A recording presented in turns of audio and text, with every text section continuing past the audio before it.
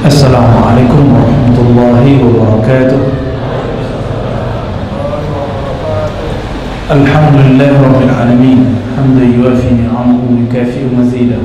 Asyhadu an la ilaha illallah, asyhadu anna Muhammadan abduhu wa rasuluh, al-mutawassal fi ad-du'a wa fi qada'il hajah. Allahumma shalli ala nabiyyina Muhammad wa ala alihi wa ashabihi ajma'in, amma ba'd. Bapak Ibu yang dimuliakan Allah, meskipun hujan, jangan suudzon kepada hujan. Kita bersyukur Allah turunkan hujan, alhamdulillah.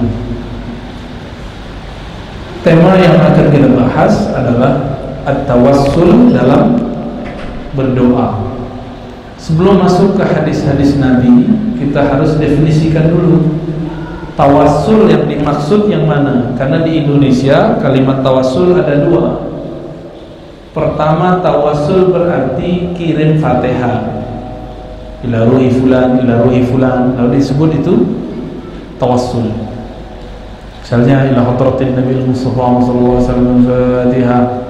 Ini menurut sebagian orang disebut tawassul. Sebenarnya ini bukan tawassul, ini disebut dengan ihda.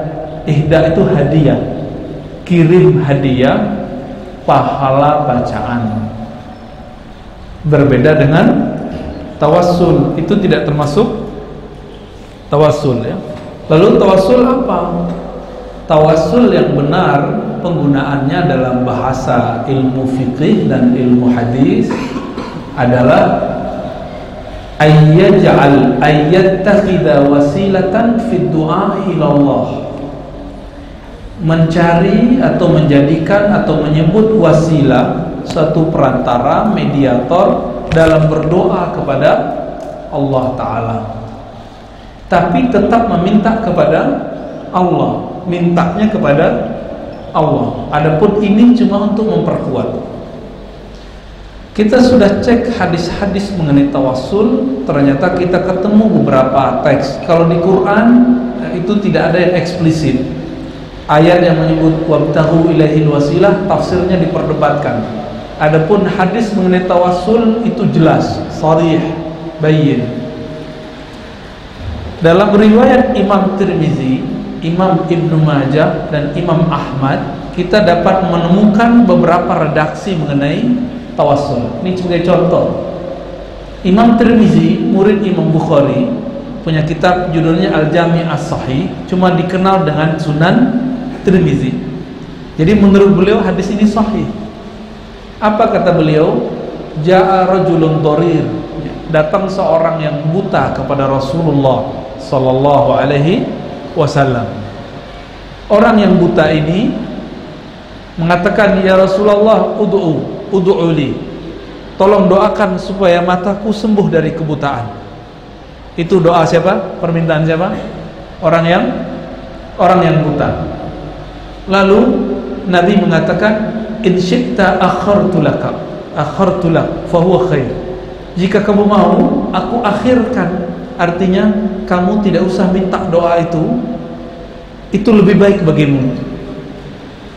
Tapi kemudian dia ngotot dan mengatakan, "Ud'u, tolong tetap doakan aku."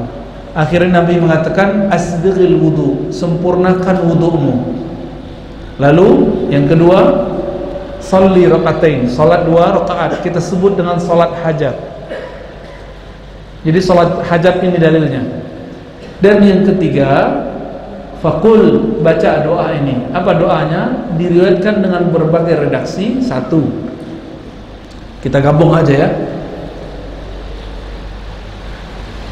Allahumma inni atawassalu, Allahumma inni as'aluka. Ya Allah, aku memohon kepadamu. Wa atawajjahu ilaika binabiyyika Muhammadin nabiyyir rahmah. Aku bertawajjuh menghadap kepadamu dengan menyebut nama nabimu, Nabi Muhammad sallallahu alaihi wasallam, Nabi rahmat. Di riwayat Ibnu Majah dan Ahmad ditambahin ya Muhammad. Apa artinya? Wahai Nabi Muhammad. Di riwayat Tirmizi tidak disebutkan ya Muhammad. Langsung binabiyyika Muhammadin nabiyyir rahmah, dengan nabimu Nabi Muhammad, nabi pembawa rahmah. Lalu kalimat berikutnya, inni atawajjahu bika ila rabbi, hai Muhammad, hai Nabi Muhammad, aku bertawajjuh, menghadap bersamamu dengan menyebut namamu, meminta kepada Rabbku, lituqda fiyya, agar ditunaikan hajatku. Terus sampai akhir hadis dan ditutup fabara'allahu lahu, lalu Allah bebaskan dia dari penyakit kebutaan. Hadis ini dikatakan oleh Imam Tirmizi hasanun sahih, hasan plus sahih. Imam Ibnu Majah yang menambahkan ya Muhammad mengatakan qala Abu Ishaq hadisun sahih, hadis ini sahih. Ini kalau diterjemahkan seperti kita begini doa, ya Allah, aku bertawassul dengan nabimu dalam menunaikan hajatku. Lalu dipanggil Nabi Muhammad, ya Muhammad. Sedangkan di riwayat Imam Tirmizi tidak dipanggil. Artinya bisa jadi Nabi Muhammad tidak di hadapan orang buta. Sedangkan panggilan ya Muhammad bisa jadi Nabi emang di muka Nabi, orang buta itu di depan Nabi Muhammad SAW. Berdasarkan hadis ini muncullah dua pemahaman ulama, satu mayoritas, yang satu lagi minoritas. Yang mayoritas mengatakan boleh bertawassul, menyebutkan nama orang-orang soleh saat berdoa. Yang paling soleh siapa? Nabi Muhammad SAW. Maka ketika berdoa mengatakan, ya Allah, aku menghadap kepadamu dengan nabimu, dengan menyebut nabimu, dengan cinta kepada nabimu, dengan iman kepada nabimu, maka tunaikanlah hajatku. Itu disebut dengan tawassul. Atau dalam ilmu fikih itu dibolehkan dengan sigot redaksi lain. Contohnya begini, ya Allah bijahi Muhammadin, maka dalam salawat, ya Rabbi bil Mustafa baligh maqasidana, gitu ya. Saya sudah lama nggak sholawatan. Wahai ya Rabb, ya Allah, ya Rabb, wahai Allah, bil Mustafa, dengan menyebut nama nabimu, baligh maqasidana, sampaikanlah maksud kami. Makanya beberapa ustadz mengharamkan sholawat ini. Kenapa? Nanti aliran dia bukan aliran yang pertama, aliran yang kedua. Aliran pertama membolehkan tawassul kepada Nabi hidup ataupun setelah wafat. Gak sopan nyebut Nabi mati. Kita sebut saja setelah wafat. Jadi jangan sebut Nabi mati. Nanti kalau Umar datang disembelih sama Umar. Apa kata Umar? Man qala anna Muhammadan qad mat aqtulhu. Yang bilang Nabi Muhammad mati, saya sembelih. Bagi Umar enggak sopan menyebut kekasihnya mati. Maka kita katakan ya, intaqala ila rafiqil a'la, berpindah ke alam lain. Jangankan itu, almarhum B.J. Habibie enggak mau menyebut istrinya mati. Bagi dia apa? Pindah dimensi, sama aja toh, ya. Begitu orang cinta, itu baru cinta Habibie sama Ainun, apalagi cinta seorang Omar kepada, maka tirulah cintanya Omar, antum akan mendapatkan doa-doa mustajab. Dalam hal ini muncul mazhab kedua. Mazhab kedua apa? Bahwa bertawassul dengan Nabi hanya boleh saat beliau hidup dan ada di hadapan. Ini yang dipakai oleh Syekh Albani. Syekh siapa? Tapi itu pendapat baru. Imam Salafi bernama Ibnu Taimiyah tetap membolehkan tawassul dengan Nabi Muhammad sallallahu alaihi wasallam, tapi bi imani ala Muhammad, karena imanku kepada Nabi Muhammad.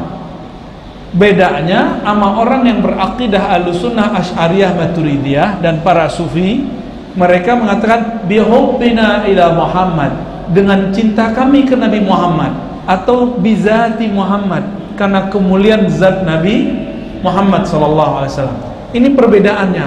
Maka Imam Ibnu Taimiyah membolehkan tawasul, tapi maknanya beda. Apa maknanya? Dengan iman kepada Nabi Muhammad. Sedangkan Imam Subki yang berakidah Ahlussunnah Asy'ariyah mengatakan boleh dengan iman, juga boleh dengan zatnya Nabi, kemuliaan Nabi. Maka Imam Subki membolehkan berdoa begini, bijahi Muhammad, dengan kemuliaan Nabi Muhammad. Tapi bagi Ibnu Taimiyah nggak boleh. Bagi Ibnu Taimiyah mengatakan bi imani ala Muhammad,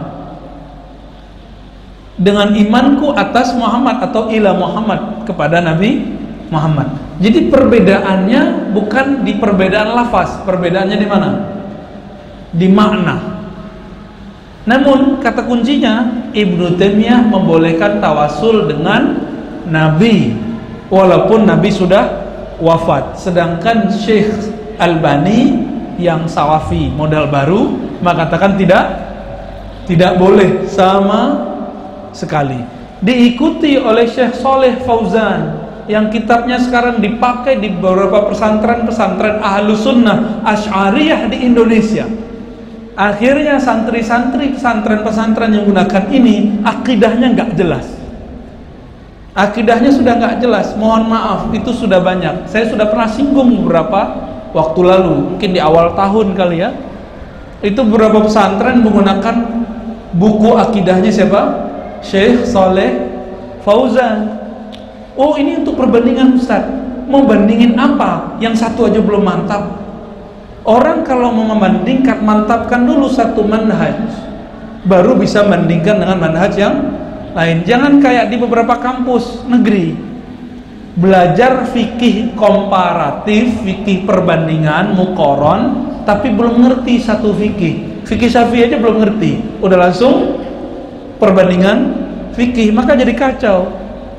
Inilah nasibnya ya. Maka orang-orang yang mau dikirim ke luar negeri atau mau kuliah di dalam negeri, benar-benar bagus seharusnya satu mazhab, baru mempelajari mazhab yang lain. Bapak Ibu Saudara ikhwan akhwat fillah, berdasarkan hadis ini maka muncullah berapa tadi? Dua mazhab. Oke. Sekarang masalahnya mana yang lebih kuat? Mana yang lebih kuat kira-kira?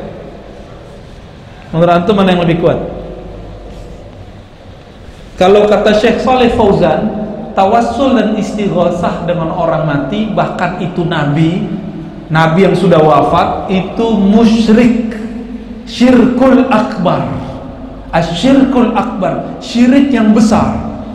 Oleh karena itu Syekh Saleh Fauzan As-Salafi Al-Wahhabi menganggap musyrik orang-orang yang bertawassul dan istighosah. Apa arti istighosah? Sama kayak tadi, menyebut nama makhluk dalam berdoa kepada Allah. Tapi saya cek, sebenarnya maksud Syekh Saleh Fauzan itu tidak ini yang dimaksud oleh ulama Asy'ariyah dan Sufiyah. Syekh Saleh Fauzan itu punya definisi. Bertawassul itu berarti meminta ke makhluk. Itu definisi siapa? Kalau itu ya syirik lah. Namun tawassul menurut ulama Ahlussunnah Asy'ariyah, Maturidiyah dan Sufiyah itu bukan minta ke makhluk. Mintanya ke siapa? Coba cek hadisnya. Allahumma inni as'aluka, ya Allah aku minta kepadamu. Lalu di dalam riwayat Tabrani kalimatnya ada yang tawajjuh, ada yang tawassul. Atawassalu ilaika binabiyyika, aku bertawassul atau tawajjuh kepada engkau dengan media nabimu. Berarti orang tawassul itu tidak minta ke makhluk. Sudah oke? Orang tawassul tetap minta kepada Allah. Jadi sebenarnya kalau kita mau luruskan definisi orang-orang Wahabi Salafi tentang tawassul, jika yang dimaksud minta ke makhluk, betul syirik. Namun tawassulnya ulama siapa tadi? Asy'ariyah dan Sufi Bukan seperti itu. Bukan minta kepada makhluk, mintanya kepada Khalik. Lalu apa manfaat tawassul? Suaranya masih jelas? Apa manfaat tawassul? Tawassul itu memperkuat sugesti keyakinan. Maka kitab mengenai tawassul, pembahasan tawassul yang paling bagus setahu saya adalah karya guru dari guru kami. Jadi guru kami berguru kepada syekh ini, namanya Said Muhammad Alawi Al-Maliki. Judulnya Mafahim Yajibu an Tusahhah. Sudah diterjemah, sudah ada PDF-nya, silakan dicari. Pemahaman-pemahaman yang wajib diluruskan. Kata Said Adil Al-Munawwar, bukan Sirot, Al-Munawwar. Saya sebut Sirot pasti tidak ketawa. Dua orang ini alim, cuma beda masalah politik, ya. Makanya saya nggak mau ngomong politik dulu. Saya ikut guru saya, Said Agil Al-Munawwar aja. Apa kata beliau? Said Muhammad Alawi Al-Maliki, guruku, itu udah hampir hafal semua kutubus sittah. Kitab yang 6 itu, Bukhari, Muslim, Daud, Tirmizi, Sunan Nasai, Sunan Ibnu Majah, ya, Sunan Abu Daud, itu sudah hampir hafal semua. Maksudnya dia udah tahu hadis ini ada di sini, hadis ini ada di sini. Itu Said Muhammad. Dalam kitab beliau Mafahim Yajibu an Tusahhah, ini sangat dianjurkan untuk para ustadz, para guru, atau orang yang sedang ragu, saya mau bermanhaj apa? Akidah saya mau Wahabi Salafi atau Ahlus Sunnah Asy'ariyah? Baca buku ini, antum nanti selamat insyaallah. Insyaallah selamat. Apa kata beliau? Bertawassul itu bukan perintah wajib.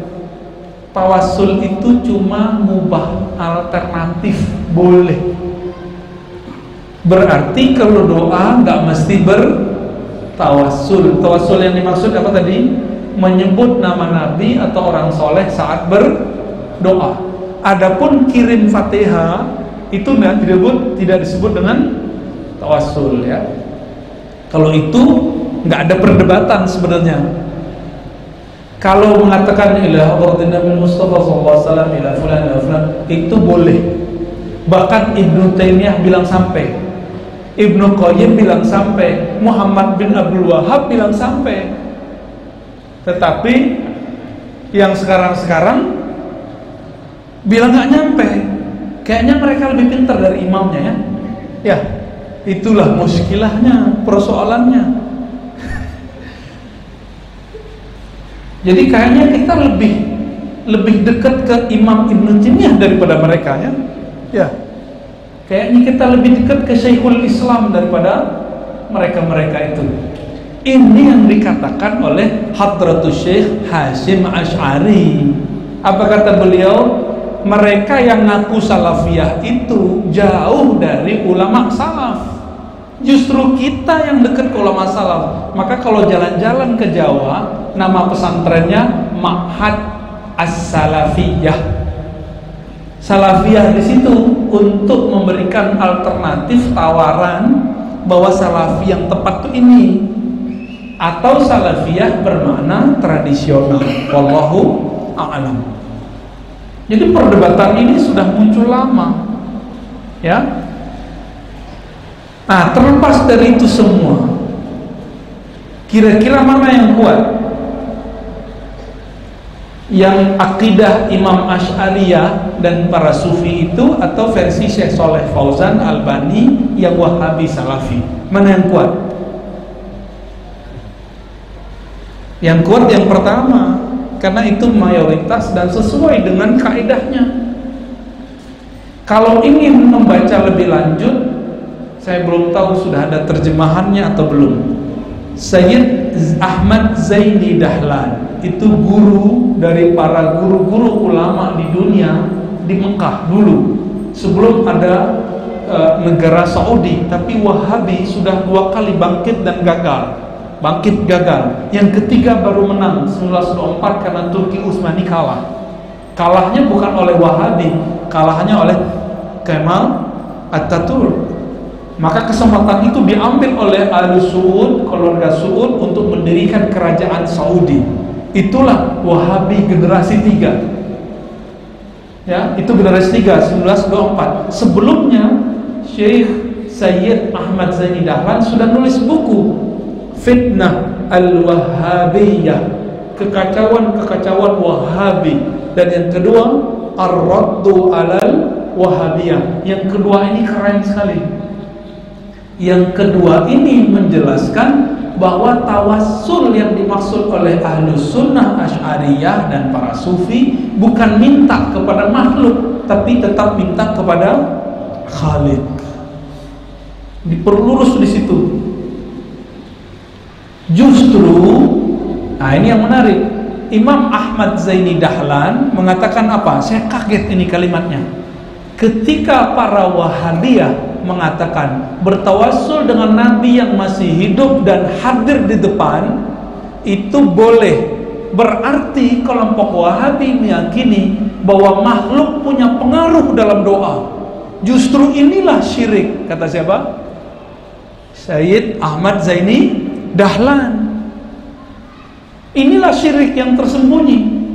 Bukan Asy'ariyah dan Sufi yang musyrik, justru Anda yang musyrik.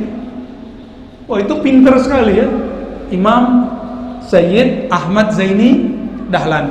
Ahmad Zaini Dahlan ini punya murid namanya Sayyid Bakri Syata. Ahmad Zaini Dahlan ini punya murid yang juga muridnya Bakri Syata, namanya Ahmad Khatib Al-Minangkabawi, termasuk Syekh Nawawi Al-Bantani. Mereka ini guru dari pendiri NU dan Muhammadiyah, PRT, Wasiliyah, NW dan lain-lainnya.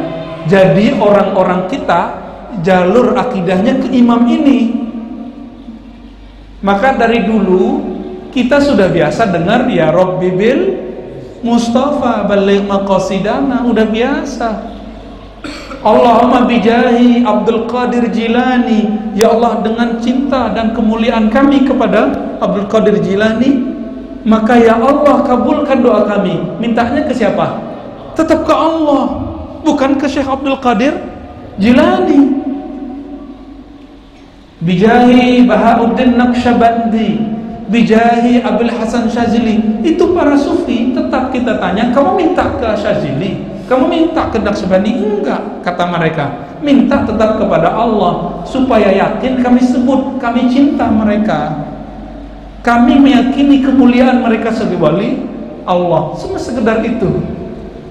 Namun di kalangan a'immah Asy'ariyah, Asy'ari, ada yang melarang tawassul kecuali dengan Nabi, yaitu Imam Izzuddin bin Abdissalam, gelarnya Sultanul Ulama. Tapi pendapatnya nggak populer. Yang populer bahwa boleh dengan Nabi atau orang-orang soleh yang lainnya. Bagaimana dengan saya? Ya saya akidahnya ngikut imam-imam ahli sunnah itu. Apalah saya? Maka saya ikut mereka sudah. Yang penting tahu dalilnya. Ini kita sebut dengan ittiba, mengikuti dengan tahu dalilnya. Oh Ustaz, itu keliru. Kenapa? Imam Bukhari meriwayatkan bahwa Umar ketika bertawassul saat terjadi paceklik kering, itu tawassulnya bukan dengan Nabi yang sudah wafat, tapi tawassulnya dengan paman Nabi. Jadi itu ada hadis an Anas bin Malik radhiyallahu taala anhu qala ya, annas idza qahitu annahum idza qahitu, ketika terjadi paceklik mereka datang ke Umar, lalu Umar datang ke pamannya Nabi namanya Abbas. Abbas itu udah dianggap kayak ayah oleh beliau karena Abbas itu pamannya Rasulullah sallallahu alaihi wasallam. Wajahnya paling mirip dengan Nabi sallallahu alaihi wasallam. Anaknya bernama Qassam ibn Abbas, saya udah ziarahi di Uzbek kemarin, disamarkan alhamdulillah, namanya Qassam ibn Al-Abbas ya, saudaranya Abdullah bin Abbas. Alhamdulillah kita Allah mudahkan ziarah kemarin. Itu apa kata Umar? Allahumma inna kunna natawassalu binabiyyika, ya Rabb, kami dulu bertawassul, berwasilah, bermedia dengan menyebut nama nabimu. Karena nama pamannya masih hidup, maka sekarang ya Rabb, nahnu natawassalu bi'ammi nabiyyika, kami bertawassul dengan paman nabimu Al-Abbas. Setelah itu turun tangan beliau, turunlah hujan. Ini biasanya dijadikan dalil untuk mengharamkan tawassul dengan nabi yang sudah wafat, apalagi wali-wali yang sudah wafat. Terus jawabannya apa? Jawabannya gimana kira-kira? Perbuatan Umar itu bukan berarti mengharamkan tawassul dengan orang mati, tapi Umar sedang menghormati orang yang paling mirip dan paling dihormati Nabi. Siapa? Al-Abbas. Kenapa? Karena di riwayat Imam Tabrani, orang yang meriwayatkan cerita tadi, hadis yang saya bacakan di awal tadi, namanya Utsman bin Hunayf, sahabat Rasulullah SAW. Itu menceritakan dalam riwayat Al-Hakim, lebih tepatnya dalam kitab Musadrak, bahwa datang seorang yang buta kepada Utsman bin Affan. Tadi Utsman siapa? Utsman bin Hunayf. Yang ini Utsman bin Hunayf itu gubernur yang diperintahkan oleh Umar jadi pemimpin di Irak. Sedangkan Utsman bin Affan waktu itu belum jadi khalifah. Ketika Umar wafat, datang orang kepada Utsman yang sudah jadi khalifah. Apa kata dia? Wahai Utsman, aku buta, tolong doakan aku. Tapi Utsman nggak mau, dicuekin sama Utsman. Ketika keluar dari rumah Utsman bin Hunayf yang gubernur di masa Umar itu langsung tarik dia. Kamu mau nggak dengerin hadis yang aku dengar dari Rasulullah SAW? Diceritakanlah oleh Utsman bin Hunayf perkara orang buta yang diajarin wudu, sholat, lalu tawassul, dan Nabi sudah wafat. Lalu dia berdoa setelah wudu, sholat 2 rakaat dan tawassul. Lalu diusap matanya, fabara'ah, dan dia sembuh padahal Nabi sudah wafat. Hadis ini hadisnya hasan, tapi oleh Syekh Albani dianggap dhaif karena nggak cocok sama mazhab dia. Ya, oleh karena itu kita bisa menyimpulkan secara sederhana bahwa bertawassul dengan Nabi baik hidup ataupun wafat, hadir atau tidak hadir, itu hukumnya mubah, bukan sunnah. Hukumnya apa? Boleh aja. Kita nggak sebut sunnah, apalagi mandubah, apalagi wajibah. Enggak kita sebut sunnah, nggak kita sebut wajib. Oke? Jadi kalau antum berdoa, ya Allah kabulkan doaku, langsung boleh nggak? Boleh. Nggak tawassul juga boleh. Ya.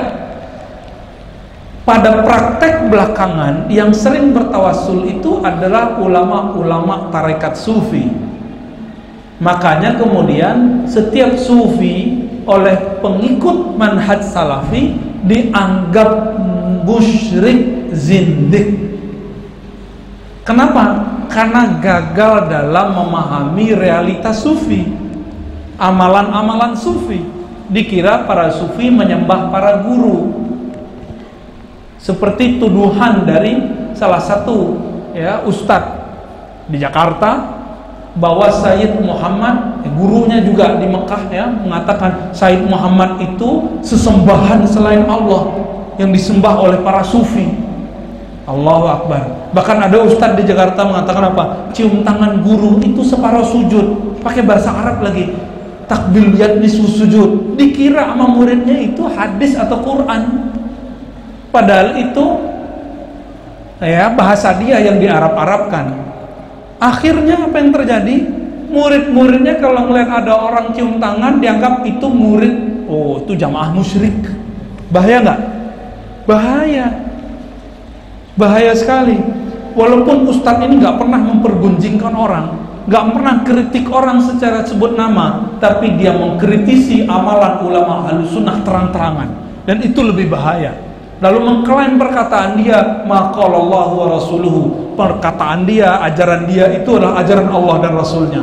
Maka kalau beda sama dia, beda sama Allah, beda sama dia, beda sama Rasul. Bahaya nggak tuh? Bahaya, ya. Ngelarang orang taklid, buat taklid baru. Ngelarang kultus kepada tokoh, buat kultus baru terhadap pemikiran. Nauzubillah min dzalik. Jadi tawasul syirik nggak? Nggak, serius. Tawasul minta kepada Allah atau ke makhluk? Allah. Makhluk cuma disebut supaya mantap dalam berdoa. Sekarang saya tambah. Masih ada waktu? Oke. Tawasul terbagi 3. 1. Tawasul bizzat. Tawasul dengan menyebut nama orang soleh. Ini yang diperdebatkan tadi ya, dan kita sudah jelaskan barusan. Yang kedua, at-tawassul bil amalis soleh. Tawassul dengan amal soleh. Kalau antum nggak punya Sahih Bukhari, Muslim, buka aja Riyadhus Shalihin bab taubat, lalu akhir